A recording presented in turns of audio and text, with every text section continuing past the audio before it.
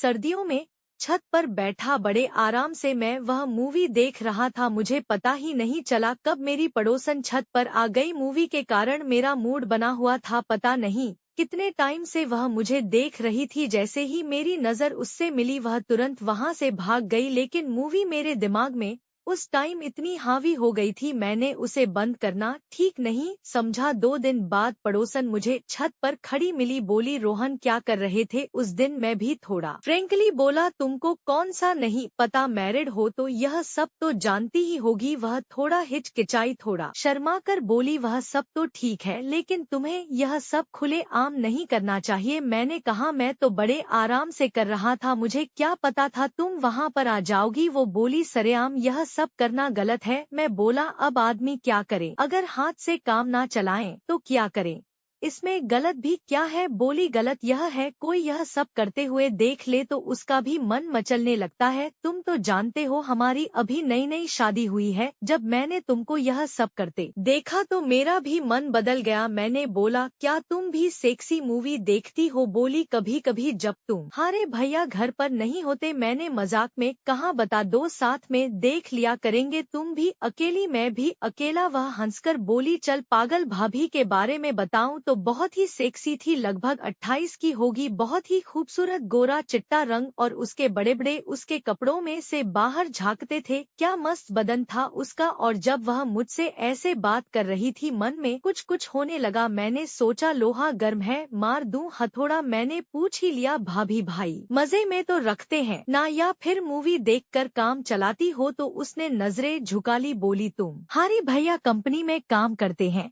Night duty होती है, सुबह 3 बजे तक उनको काम करना होता है। अब तो उन्होंने फैक्ट्री के पास ही कमरा भी किराए पर ले लिया है, जिसकी वजह से वही रह जाते हैं।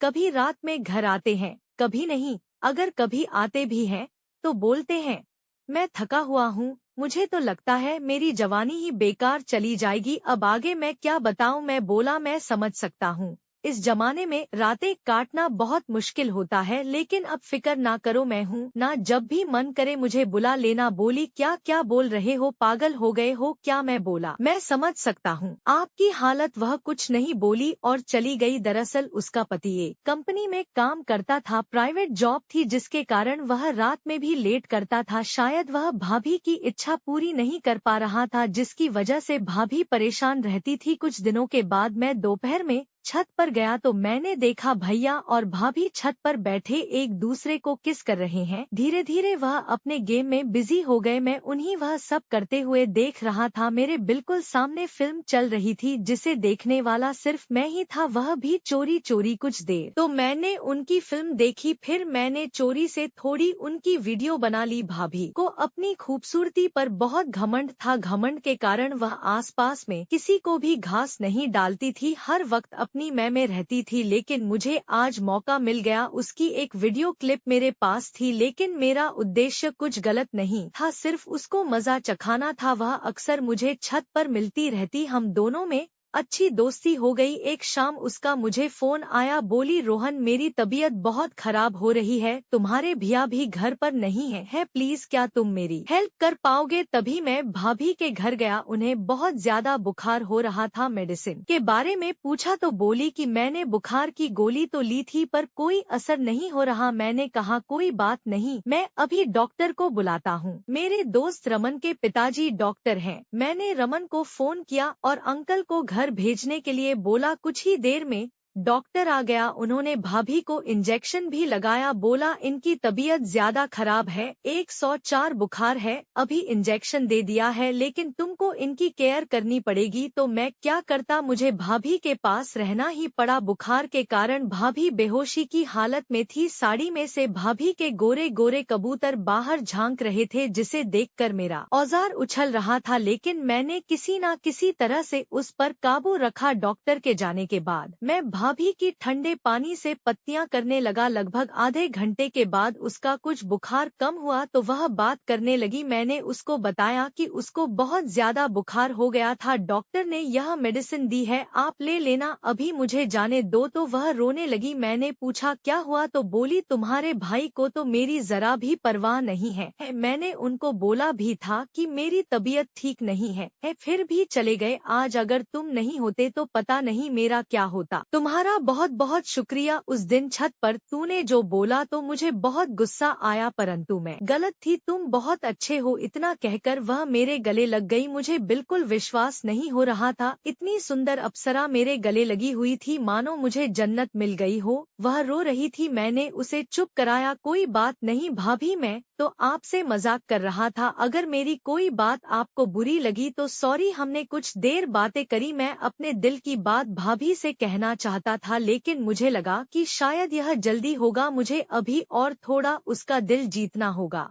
आज भाभी से दिल की बात बताना शायद जल्दबाजी होती, मुझे सही मौके का इंतजार करना चाहिए। मेरा मन तो बिल्कुल भी नहीं था। फिर मैं घर आ गया, सारी रात मुझे नींद नहीं आई। भाभी की चमचमाती आंखें और वह गोरा बदन मेरी आंखों के आगे घूम रहा था। अगली सुबह मैं फिर छत पर बैठा मूवी देख रहा था और अपनी औजार के साथ खेल रहा था। पता नहीं भाभी कब छत पर आ गई और उसने मुझे यह सब करते हुए देख लिया। वह जोर से खांसी, मेरी पीठ उसकी तरफ थी तो मैंने उसकी बात को अनसुना कर दिया और अपने काम में बिजी रहा। वह एक बार फिर जोर से खांसी, मैंने ऐसी रिएक्ट किया जैसे उसने मेरी चोरी पकड़ ली हो। वह बोली तुम बाज नहीं आओगे ना अपनी हरकतों से, और इस बार तो साथ में। यह क्या कर रहे थे? मैं बोला पता नहीं, धूप में बैठकर मुझे क्या हो जाता है, मुझे यह फिल्में देखना बहुत अच्छा लगता है, अब मैं क्या करूं तुम बताओ। बोली तुम्हें डर नहीं लगता, खुलेआम बैठकर देखते हो, मैं तो खुले में बैठकर फिल्म ही देखता हूं, आप तो काम स्टार्ट कर देते हो। बोली क्या तुम्हें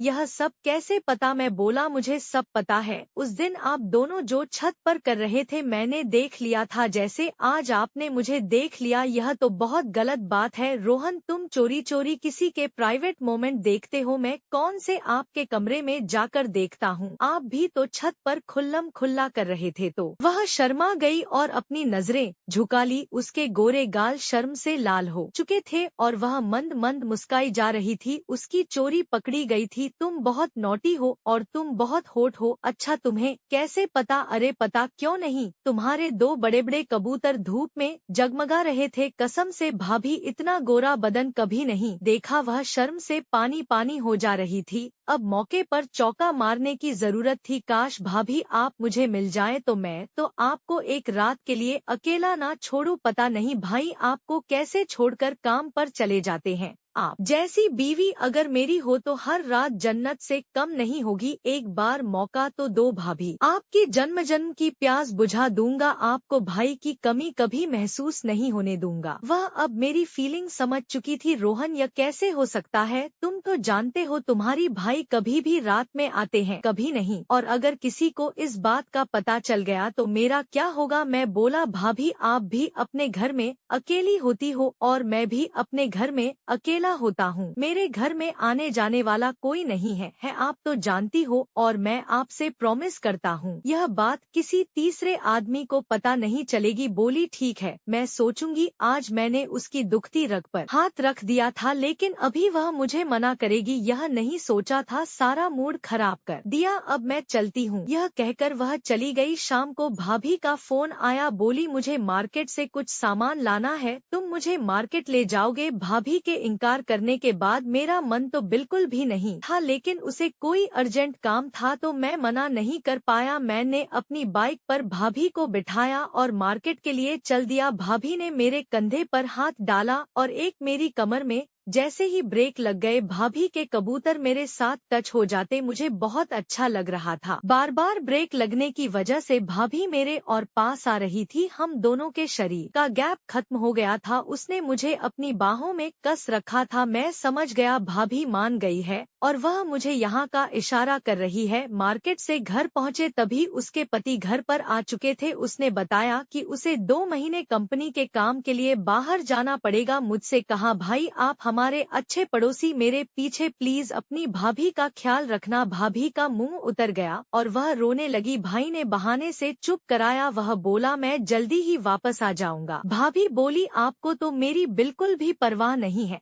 पहले भी तो दिन रात में कभी कभी घर आते हो और अब तो लगातार 2 महीने के लिए जा रहे हो। मेरा क्या होगा सोचा है? भाई ने मेरी तरफ इशारा किया। अरे 2 महीने कौन से ज्यादा होते हैं। मैं यूं गया और यूं आया और पीछे से मेरा भाई है ना तुम्हारी देखभाल करने के लिए। उसने बताया 1 घंटे में उसकी ट्रेन है। मैं ही भाई को ट्रेन तक छोड़ने के लिए गया। उसके 1 दिन बाद शाम में भाभी का फोन आया। बोली उसे मार्केट में जरूरी काम से जाना है, क्या तुम मेरे साथ चलोगे? मुझे भाभी के साथ टाइम स्पेंड करना अच्छा लग रहा था, सो मैं चला गया। हमने मार्केट में खूब एंजॉय किया। मैंने उसे फिल्म आइसक्रीम खिलाई। पास में ही फेयरवेल लगा था तो हम वहाँ घूमने चले गए। लगभग रात के 10 बज चुके थे। हम घर आ गए। जैसे ही घर आए भाभी ने मुझे गले लगा लिया। बोली, जितना एंजॉय आज तुमने मुझे करवाया तुम्हारे भाई ने कभी नहीं करवाया। तुम थोड़ी देर मेरे पास ही बैठ जाओ, कुछ बातें करेंगे। मैं समझ गया लेकिन बोला, मैं 5 मिनट में आता हूँ। भाभी के घर से अपने घर में गया और पूरी तैयारी से छत पर से भाभी के घर गया। पड़ोस वालों की नजरों में